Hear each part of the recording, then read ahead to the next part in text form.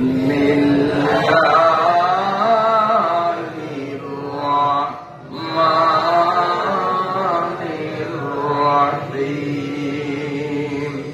ওয়া ইযা ক্বিলা লাহুম আমিনু কামা আমানান নাস ক্বালু আনুমিনু কামা আমানাস সুফাহা আলা ইন্নাহুম হুমুস সুফাহা ওয়ালাকিন লা ইয়ালামুন। সাদাকাল্লাহু মাওলানাল আযীম। পবিত্র কোরআনুল কারীমের মধ্যে সর্বমোট সূরা 114টা। এই 114 সূরার মধ্যে সিরিয়ালে 2 নম্বর সূরার নাম হইল সূরায়ে বাকারা। এই সূরায়ে বাকারা কোরআন শরীফের মধ্যে সবচেয়ে বড় সূরা। 2.5 পারা কোরআন শরীফ নিয়ে এই একটা সূরা। এই বিশাল সূরার ভিতর থেকে আমি আপনাদের সামনে 13 নম্বর আয়াতটা তিলাওয়াত করছি। এই 13 নম্বর আয়াতের মধ্যে মুনাফিকদের পরিচয় আল্লাহ তাআলা দিয়েছেন। মুনাফিকদের এই পরিচয় বহনকারী আয়াতটা আমরা এই নিয়তে শুনবো যাতে করে মুনাফিকের গুণ আমাদের মধ্যে জীবনেও ঢুকতে না পারে। আগে যদি ঢুকিয়া থাকে আজকের ওয়াজের পরে ওইগুলি ফালাইয়া দিব, আমরা পাক্কা ইমানদার হইয়া মাওলার জান্নাতে যাব। কারণ মুনাফিকরা যাবে কোথায়? কোথায়? ইন্নাল মুনাফিকিনা ফিদ-দারকিল আসফালি মিনান নার। জাহান্নামের গভীর গর্তে থাকবে মুনাফিকরা। গর্তটা কেমন গভীর? এদিক তাকান, এদিক তাকান। এই মনে করে নিজে এটা একটা গর্ত। গর্তটা কেমন গভীর? এই কিনারার থেকে একটা মানুষকে যদি ঠেলা দেয়, এই মানুষটা এই কিনারার থেকে ঠেলা খাইয়া নিচের দিকে যাইয়া এই তলা পর্যন্ত পৌঁছতে 40 বছর সময় লাগবে। গর্তটা ছোট না বড়? অল্প বড় না বেশি বড়? কল্পনাই করা যায় না। ঠেলা দিলে তলিত গিয়া ঠেকতে সময় লাগবে কয়দিন? 40 বছর। সেইখানে থাকবে মুনাফিকরা। আর জান্নাতে থাকবে, জান্নাতের বিশাল বিশাল বিল্ডিং এ মোটা মোটা তোষকে, এক একটা তোষক হবে এত মোটা, এই জমিন থেকে আসমান পর্যন্ত মাঝখানের ফাঁকা জায়গাটা যতটুকুন, জান্নাতের তোষকটাই মোটা হবে অতটুকুন। এরকম মোটা তোষকে শুইবে জান্নাতীরা। খাদেম খোদামা নাজ নেয়ামত কুল কিনারা নাই, কল্পনাও করা যায় না।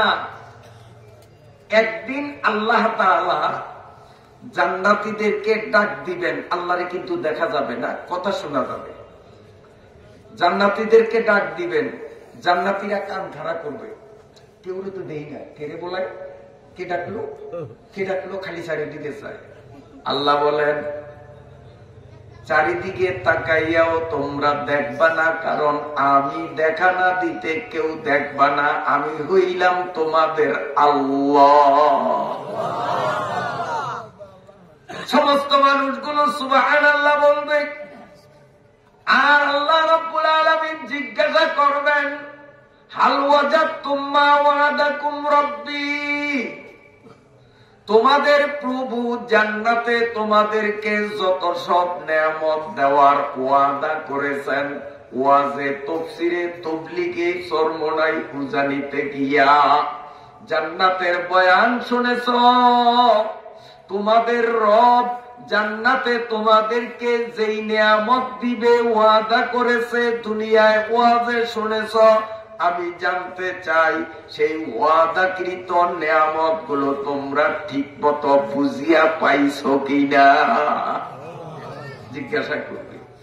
তখন চারিদিক থেকে চিৎকার দিবে, আমরা সব পাইছি, সব পাইছি, আরো বেশি পাইছি, যা কল্পনা করি নাই তাও পাইছি। বেশিরভাগ মানুষে বলবে। কিন্তু আলেমের দল, হাফেজে কোরআনের দল, সকালে বিকালে যারা হালকায় জিকিরে বসিয়া মাওলারে ডাকে, লা ইলাহা ইল্লাল্লাহ, লা ইলাহা ইল্লাল্লাহ, লা ইলাহা ইল্লাল্লাহ, লা ইলাহা ইল্লাল্লাহ, লা ইলাহা ইল্লাল্লাহ, লা ইলাহা ইল্লাল্লাহ, লা ইলাহা ইল্লাল্লাহ, লা ইলাহা ইল্লাল্লাহ, লা ইলাহা ইল্লাল্লাহ, লা ইলাহা ইল্লাল্লাহ, মুহাম্মাদুর রাসূলুল্লাহ। হাফেজগণ, আলেমগণ, জিকিরকারীগণ কয় দল? এই তিন দল। এই তিন দলে একসাথে হইব জান্নাতের মধ্যে। একসাথে হইয়া সেখানে স্লোগান তুলবে, আন্দোলন শুরু করবে, সংগ্রাম করবে। ও আল্লাহ, মৃত্যুকের দলেরা বলছে সব পাইছে, তুমি যা ওয়াদা করেছ সব নাকি তারা পুরাপুরি পাইছে, আরো বেশি পাইছে বলতেছে। এটি সব মৃত্যু। তোমার জান্নাতে ঢুকলাম আজকে কতদিন, তোমার জান্নাতে ঢুকিয়া নিয়ামতের কিচ্ছু আমরা পাই না, আমরা কিচ্ছু পাই না। আল্লাহ রাব্বুল আলামিন বলবেন, কেন 500 বছরের মোটা তোষকে না তোমারে বসা দেখা যায়? কাহা, তাতে কি হইছে? তুমি যে সোফায় বসে আছো এটা তো স্বর্ণের সোফা, তাতে কি হইছে? এই যে বিশ্ব সুন্দরী সুন্দরী বউ তোমার সামনে কাতার দিয়ে বসা, বউরা কেমন সুন্দর, আমার দিকে তাকান। নবী বলেন, আল্লাহ জান্নাতে আমারে আপনারে যে বউ দিবেন, এই জান্নাতি বউদের কোন একজন বউ শুধু বাম হাতের ছোট্ট আঙ্গুলের এই মাথা টুকুন দিনের 12টায় যদি উপর থেকে জমিনের দিকে ধরতো, সারা শরীর ঢাকিয়া রাখিয়া শুধু বাম হাতের কনিষ্ঠা আঙ্গুলের মাথা টুকুন যদি জমিনের দিকে ধরতো, বউয়ের আঙ্গুলের মাথার উজ্জ্বলতার সামনে সূর্যের আলো আলো মনে হইত না। আল্লাহ রাব্বুল আলামিন বলেন, এমন সুন্দরী সুন্দরী বউ কি তোমার সামনে বসে নাই? দুধের নহর, মধুর নহর, স্বর্ণের বিল্ডিং কি না তোমরা পেয়েছ? সবকিছু পাইয়াও তোমরা কেন বলো কিচ্ছু পাই নাই? আর যারা কয় পাইছি তাদেরকে মৃত্যু বললাম। মৃত্যু তো আসলে তোমরা। তখন জাকিরিন, শাকিরিন, আলেম, হাফেজরা বলবে, আল্লাহ জান্নাত দোজখ সে ইয়া রব ক্যা করো, जन्नत दोज़ख से या रब क्या करूं, आरज़ू है मैं तुझे देखा करो। আল্লাহ জান্নাতের খাট পালং পাইলাম, জান্নাতের ফল ফলাদি পাইলাম, জান্নাতের সুন্দরী বউ পাইলাম, সুরম্য অট্টালিকা পাইলাম, কিন্তু এখনো তোমারে পাই নাই। তোমার নবী বলেছেন, সাতারাউনা রাব্বাকুম কামা তারাউনা হাযাল কামারা ফি লাইলাতি বদরিহি লা তুদাম্মুনা ফি রুয়াতি। মুসলিম শরীফের হাদিস। আল্লাহর নবী সাহাবীদেরকে নিয়ে একদিন খোলা ময়দানে বসা রাত্রে, আকাশে পূর্ণিমার চাঁদ। নবীজি বললেন, আমার সাহাবীরা উপরে তাকাও। সব সাহাবীরা উপরে তাকাইছে, কি দেখতেছ? কয় পূর্ণিমার চাঁদ দেখতেছি।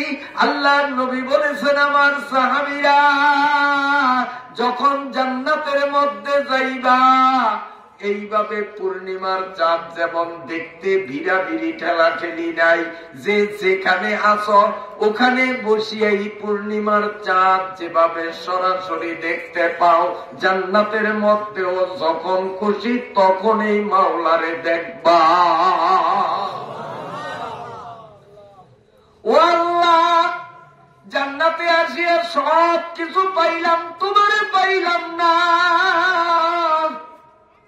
জাহান্নামের আগুনের মধ্যে চুবাইয়াও যদি দিতা, আর তোমার কুদরতির চেহারার দর্শন যদি দিতে, আল্লাহ ওই জাহান্নাম আমার কাছে জান্নাত মনে হইতো।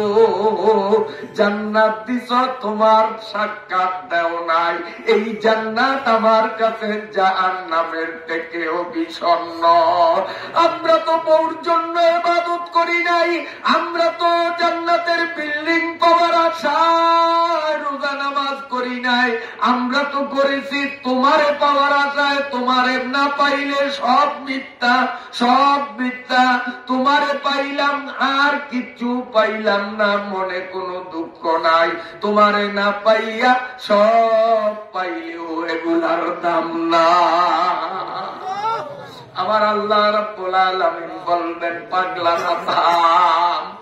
এ হাফেজে কোরআন, এ আলেম, এ যাকিরিনরা, তোরা আমি মাওলাকে দেখার জন্য পাগল হইয়া দুনিয়ার জীবনে শীত গরমের তোয়াক্কা করো নাই।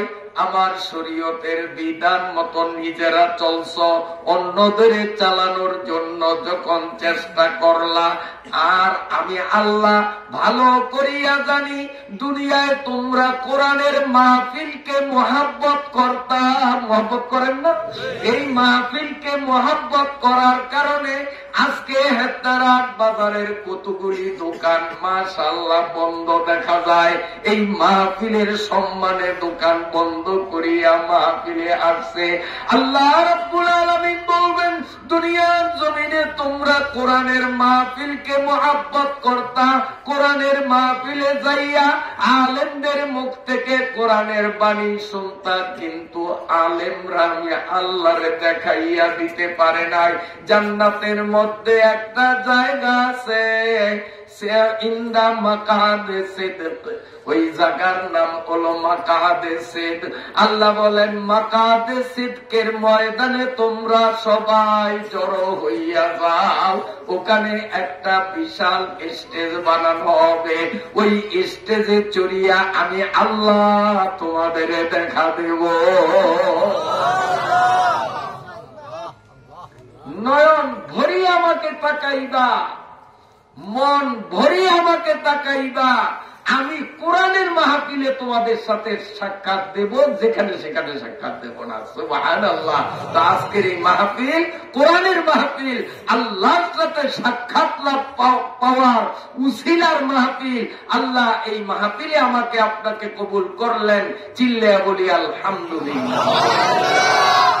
তিলাওয়াতকৃত আয়াতের প্রথম শাব্দিক অর্থ ওয়াইজা, আর যখন কিলা বলা হইতো লাহুম তাদেরকে, তাদেরকে মানে মুনাফিকদেরকে, তার আগে মুনাফিকদের কথা, যখন বলা হইতো মুনাফিকদেরকে আমিনু ঈমান আনো, কামা আমানান নাস যেইভাবে ঈমান আনিয়াছে লোকেরা। এখন কিন্তু শাব্দিক অর্থ বলি, তাফসীর না, ব্যাখ্যা না, ব্যাখ্যা পরে হবে, শব্দগত অর্থ।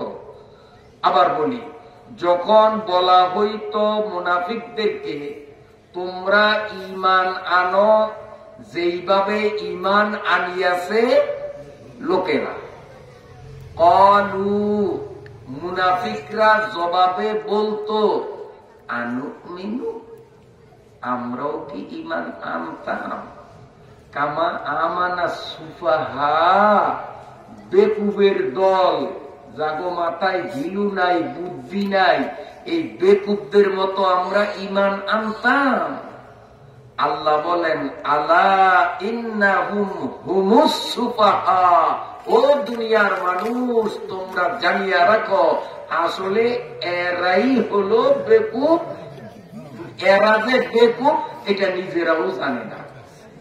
এ যে বেকুব, এই বেকুবে নিজেও জানে না। এরও শাব্দিক অর্থ। এবার আসুন ব্যাখ্যা। আল্লাহ আল্লাহ কথাটা কার? আল্লাহর। কোরআন শরীফ আল্লাহর কথা না? সূরা বাকারার মাত্র 13 নম্বর আয়াত, একটা ছোট্ট আয়াত পড়েছে। মুনাফিকরা ঈমান আনতো হাটকি হাটকি ঈমান, সত্য সত্য ঈমান না। উপর দিয়া নিজেরে দেখাইতো মুসলমান, পরিচয় দিত মুসলমান, কিন্তু দিলের ভিতরে আল্লাহর প্রতি বিশ্বাস, নবীর প্রতি বিশ্বাস, ইসলামের শাসন ব্যবস্থা কায়েম হোক এই চিন্তা চেতনা তাদের মধ্যে ছিল না। এগুলি হলো মুনাফিক। ভিতরে ভিতরে বেঈমান, উপরে উপরে মুসলমান। এই বেদুরিয়ায় মনে হয় এই কিসিমের লোক নাই। আল্লাহ এদেরকে বলা হয় মুনাফিক। এই মুনাফিকদেরকে বলা হতো আমিনু, তোগো এই ঈমানে চলবে না। যদি জাহান্নাম থেকে বাঁচতে চাও, ঠিকানা কিন্তু কয়টা দিছিলাম মনে আছে? 3টা। 3টার মধ্যে মাঝেরটা কিন্তু রয়ে গেছে। আরাফের বয়ান দেই নয়, জাহান্নামের একটু বয়ান দিছি, জান্নাতের একটু দিছি, আরাফেরটা রাইখা দিছি। এইটা না শুনিয়া যাইবেন, না শুনিয়া যাইবেন না, এটাও শোনা লাগবে ইনশাআল্লাহ। এই আরাফেরটাও বলবো, মাঝেরটাও বলবো ইনশাআল্লাহ। মুহতারাম হাজিরিন, আল্লাহ রাব্বুল আলামিন মুনাফিকদেরকে বলেন, এ মুনাফিকের দল, তোরা যেই কিসিমের ঈমান আনছ, এই ঈমান তোমাকে জাহান্নাম থেকে বাঁচাইতে পারবে না। এই ঈমান তোমাকে জান্নাতে নিতে পারবে না। যদি তুমি জাহান্নাম থেকে বাঁচিয়া জান্নাতে যাইতে চাও, আমিনু কামা আমানান নাস, লোকেরা যেমন ঈমান আনছে তুমিও তেমন ঈমান আনো। লোকেরা যেমন ঈমান আনছে, এখন লোকেরা যেমন ঈমান আনছে, লোকেরা বলতে কাকে বোঝানো হয়েছে, কার দিকে ইঙ্গিত করা হয়েছে? কোন কোন তাফসীরের মধ্যে লেখে এই লোকেরার দ্বারা উদ্দেশ্য হলো ফেরাউনের ঘরে একটা কাজের বেটি ছিল, নাম ছিল তার মা সীতা। বলেন কি নাম? মা সীতা। ফেরাউনের ঘরে, ফেরাউন যখন নিজের খোদা দাবি করত, এই ফেরাউনের ঘরে তখন একটা গরিব মহিলা কাজ করত, তার নাম মা সীতা। আমিনু কামা আমানান নাস, এখানে আন্নাস বা লোক দ্বারা উদ্দেশ্য হলো মা সীতা। অর্থাৎ যদি জাহান্নাম থেকে বাঁচতে হয়, মা সীতার মতো ঈমান আনা লাগবে। মা সীতার ঈমানটা কেমন ছিল শুনেন। এক বর্ণনা মতে এই মা সীতা ফেরাউনের মেয়ের মাথার চুল আশ্রাইতেছে, হঠাৎ তার হাত থেকে চিরুনিটা পড়িয়া গেল। বিসমিল্লাহির রহমানির রহিম বলিয়া চিরুনিটা আবার হাতে তুলিয়া নিয়া চুল আশ্রানো শুরু করলো। ফেরাউনের মেয়ে মাতিসা মা সীতার হাত ধরিয়া বলল, মা সীতারে, চিরুনিটা পড়িয়া গেল, তুমি কার নাম লইয়া চিরুনিটা উঠাইলা? সে কে? কার নাম লইছে? কার নাম তুমি লইয়া চিরুনি উঠাইলা? সে কে? মা সীতা জবাব দিয়া দেয়, তিনি হলেন এমন এক মহাসত্তা, যিনি আমারও প্রভু, তোমারও প্রভু, তোমার বাবারও প্রভু, গোটা বিশ্ব জগতের রব, তিনি হলেন আল্লাহ।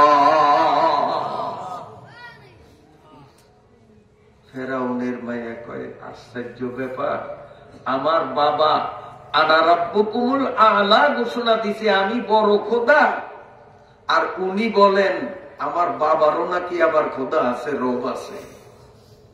গোসা একেবারে ফাটিয়ে যাবে, দৌড়ে গেছে বাপের কাছে।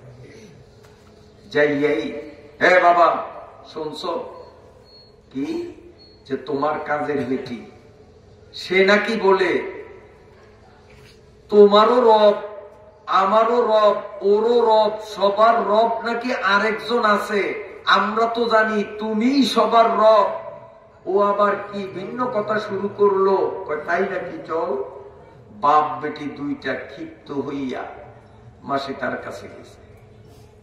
যাইয়া ফেরাউন চৌকরাঙ্গা করিয়া কয়, এ মাসে তা জানো রাষ্ট্র ক্ষমতা আমার হাতে।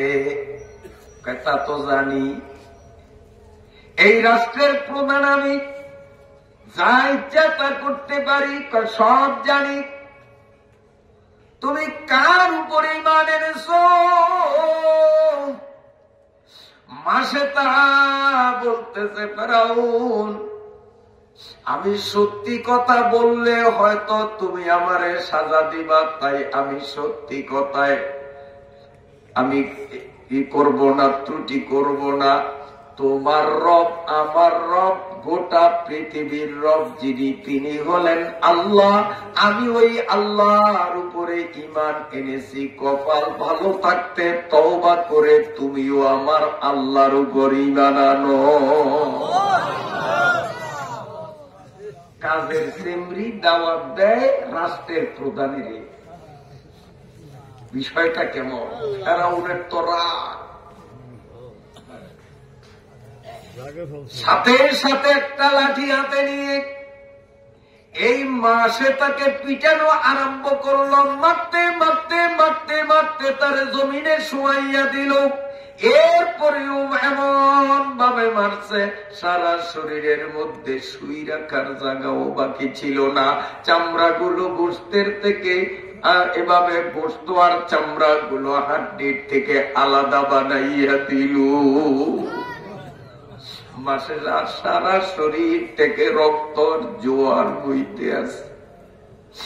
এরপরেও মাসে তার জিহ্বা নাড়িয়া নাড়িয়া মাওলারে ডাকে, আল্লাহ আল্লাহ আল্লাহ আল্লাহ আল্লাহ আল্লাহ আল্লাহ আল্লাহ আল্লাহ আল্লাহ আল্লাহ আল্লাহ আল্লাহ আল্লাহ আল্লাহ আল্লাহ আল্লাহ আল্লাহ আল্লাহ লা ইলাহা ইল্লাল্লাহু মুহাম্মাদুর রাসূলুল্লাহ।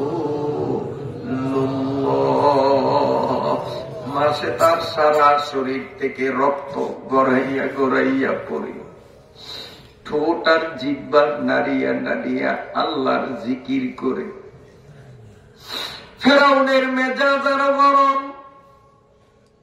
এইবার ফেরাউন মাসে তার 4টা মেয়ে সন্তান ছিল, প্রতিটা মেয়ে সন্তানকে গ্রেপ্তার করছে। এই মেয়েগুলোর বিরুদ্ধে কোনো মামলা নাই, এই মেয়েগুলো কোন রাষ্ট্রদ্রোহী কাজ করে নাই। বিনা দোষে বিনা বিচারে খামাখা এই 4টা নির্দোষী মানুষকে গ্রেপ্তার করছে। আমাদের বাংলাদেশে তো নির্দোষী মানুষ গ্রেপ্তার হয় না, সব চোর বাটপার গুন্ডারাই গ্রেপ্তার হয়। বরং উল্টা দেখা যায়, যারা দেহ ব্যবসা করে, যারা ডাকাতি করে, এদেরকে ফুলের মালা দিয়া কোডের থেকে বাহির করে, আর যারা তাহাজ্জুদ করে, যারা জাতিকে জাহান্নাম থেকে বাঁচাইয়া জান্নাতে নেওয়ার পথ ধরাইয়া দেয়, এই সমস্ত উলামায়ে কিরামদের উপরে এমন টর্চারিং করে হুইল চেয়ারে কইরা তারপরে তাদেরকে কোর্টে যাইতে হয়। কথা ঠিক বলছি না? কিন্তু এক মাঘে শীত যায় না। বন্ধুরা আমার, রাগ করলেন নাকি? মা সে তারে মারতে মারতে রক্তাক্ত করিয়া দিল। এরপরে তার 4টা মেয়েকে গ্রেপ্তার করলো, ওদের কোনো দোষ ছিল না। এই 4টা মেয়ের হাতে কাপ লাগাইয়া মাসে তার সামনে কাতার দিয়া দাঁড় করাইয়া দিল, বড় একটা চুলার উপর বড় পাতিল চড়াইয়া ওই পাতিলের মধ্যে তেল ঢালিয়া দিল, নিচে আগুন ধরাইয়া দিল। আগুনের উত্তাপে তেল গুলো যখন টকবক টকবক করিয়া ফুটন্ত রূপ নিল, এই নরাধম নরপশু নরপিশাচ বিশ্ব সন্ত্রাসী স্বৈরাচারের গডফাদার মাসে তার বড় মেয়েটাকে ওই ফুটন্ত তৈলের করার কিনারে দাঁড় করাইয়া ঘোষণা দিল, মাসে তা এখনো ঈমান ইসলাম ছাড়বা কিনা বলো, নইলে তোমার মেয়েকে গরম তেলের মধ্যে ফালাইয়া দিল। মেয়েটার দুই চোখ থেকে গড়াইয়া গড়াইয়া পানি পড়ছে, কান্দে আর বলে, মা আমি তোমার সন্তান, সন্তানের মায়ায় পড়িয়া মালিকের ভুলিও না। হকের উপরে অটল থাকতে গিয়া মাগো আমার মতো নিরপরাধ নিদোষী মানুষটা গরম তেলের মধ্যে জীবন দিব, তুমি শহীদের মা হইবা। আমি জীবন দিয়ে দিব মা, তুমি ঈমান হারাইও।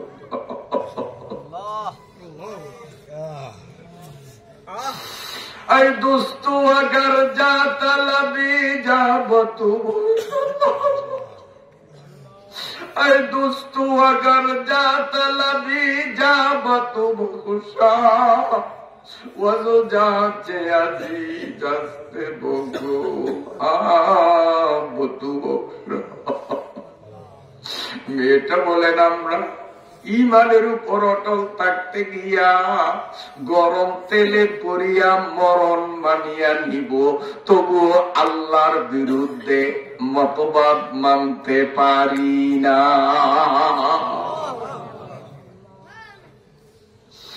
বলতে না বলতে নরাধম মা দুঃখিনীর চোখের সামনে নিরপরাধ নিদোষী মেয়েটাকে ধাক্কা মারিয়া যখন তেলে ছাড়িয়া দিল,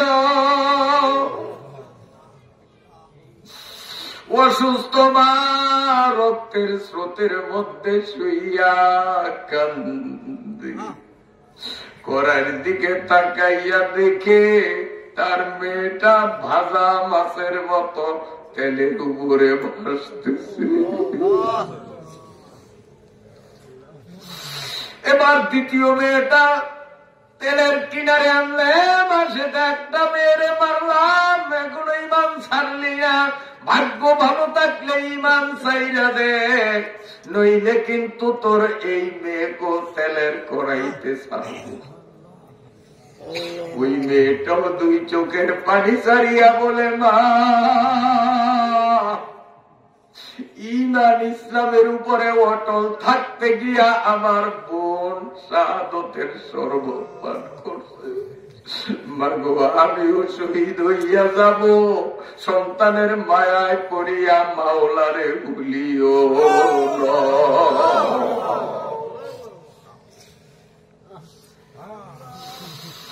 जिस दिल में इश्क खुदा नहीं वो दिल दिल ही नहीं, अल्लाह। जिस दिल में इश्क खुदा बंदी नहीं वो दिल दिल ही नहीं, लाखों मोमिन हो मगर ईमान में कामिल नहीं। এই নরদ নিষ্ঠুর নিজের ক্ষমতার চেয়ার টিকাইয়া রাখার জন্য মানুষ মারার কি পরিকল্পনা, মানুষ যত ইচ্ছা মারব তবুও আমার ক্ষমতা ধরে রাখতেই হবে। এই নরাধম দ্বিতীয় মেয়েটাকে তেলের মধ্যে যখন ধাক্কা মারিয়া দিল, মা দুঃখিনী একবার নিজের শরীরের দিকে তাকায়, একবার করার দিকে তাকায়, আবার আসমানের দিকে তাকাইয়া কয় মালিক রে, তাকাইয়া দেখো আমার শরীরে শুই রাখার জায়গা না, আমার শরীরের চামড়া গোস্ত গুলো হাড্ডির থেকে আলাদা পাঠাই দিয়েছে, আবার চোখের সামনে দুইটা মেয়েকে তেলের মধ্যে ভাজা বানাইয়া দিল। আল্লাহ, আমি সন্তানের মহাব্বতের উপর তোমার মহাব্বতকে প্রাধান্য দিয়েছি। ও আল্লাহ, এখনো কি তুমি রহমতের দুয়ার খুলবা না? আল্লাহ, তুমি কেমনে ধৈর্য ধরছো আমি পারি না, তবে আমি মাসে তাও তোমারে জানাইয়া দিলাম, ফেরাউন আর কত আইটেমের নির্যাতন চালাইবে সব বরণ করব, 1 সেকেন্ডের জন্য মাবুদ তোমারে ভুলবো না।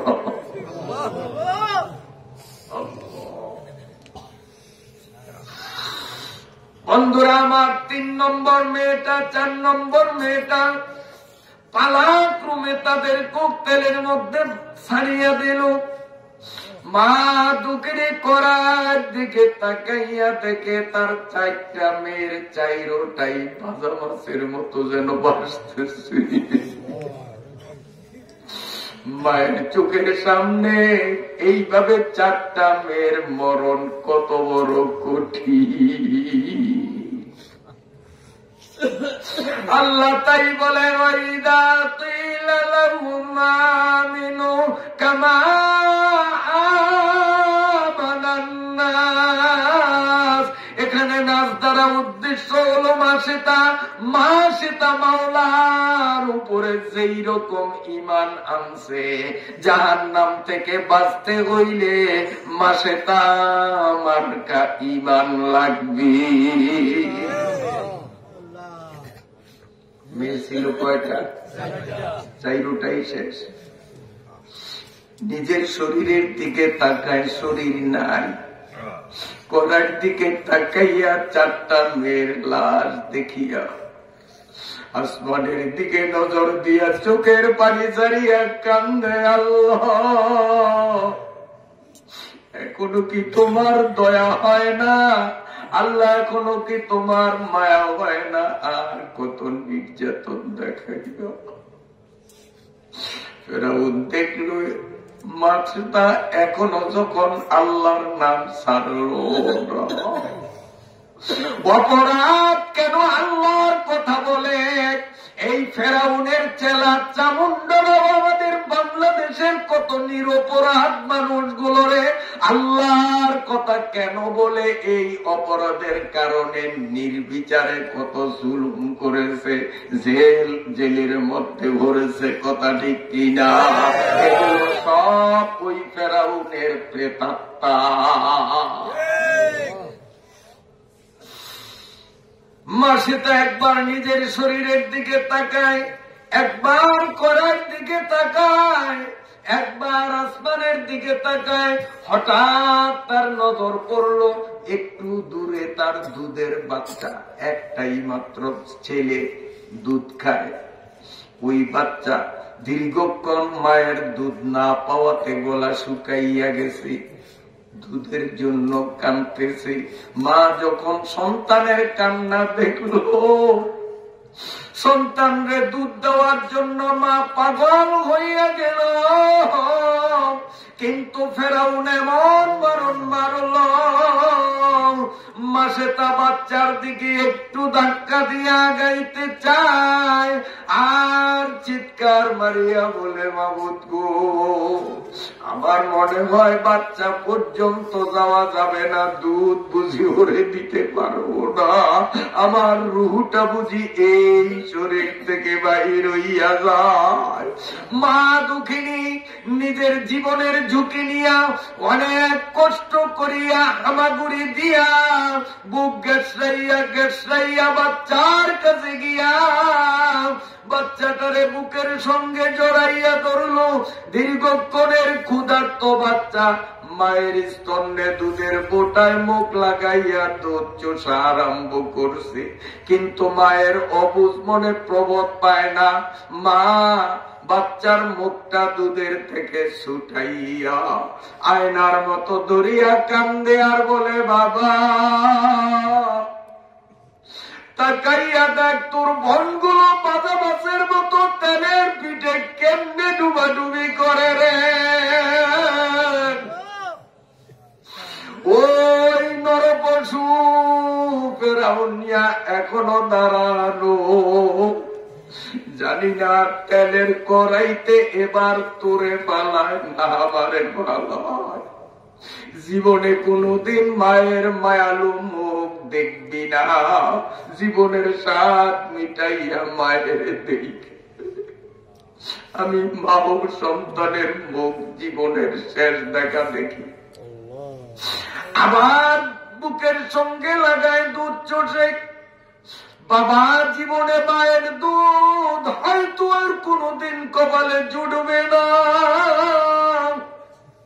জানি না এইবার করার মধ্যে তোরে পালায় না আমারে পালায়। জীবনের শেষ রাত মিটাইয়া মায়ের দুধ পান করিয়া আবার টান দিয়া আয়নার মতো ধরে আবার বুকের সঙ্গে লাগা। কিতাবের মধ্যে লেখে মাসে তার অবশেষ দুধের বাচ্চা মাসে তার দুধ চুষতেছে। ওই অবস্থায় চিল মুরগির বাচ্চা যেভাবে তাবা মাইরা নিয়ে যায়, মাসে তার বুক থেকে নাবালেক শিশুটাকে ওইভাবে তাবা মাইরা নিয়ে গেল।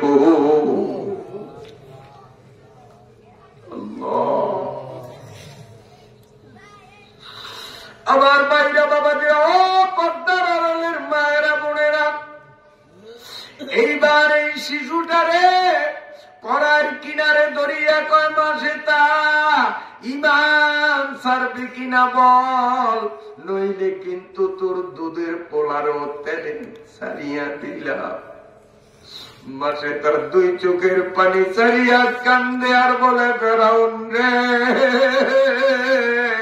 আমার আল্লাহ যদি আমারে লক্ষ সন্তান দিতেন, আর এই লক্ষ সন্তান রে নির্মম ভাবে তুই এইভাবে যদি হত্যা করতি, আমি মা সহ্য করতাম, তবুও এক সেকেন্ডের জন্য আমার মাওলারে ছাড়তাম না। उल्फत में बराबर है पाऊ के जो पाओ, उल्फत में बराबर है पाऊ के जो पाओ, हर चीजों में लज्जत अगर दिल में मज़ा। বন্ধুরা আমার, জান্নাত জাহান্নাম মাঝখানেরটার নাম কি? আরাফ। মনে আসেনি?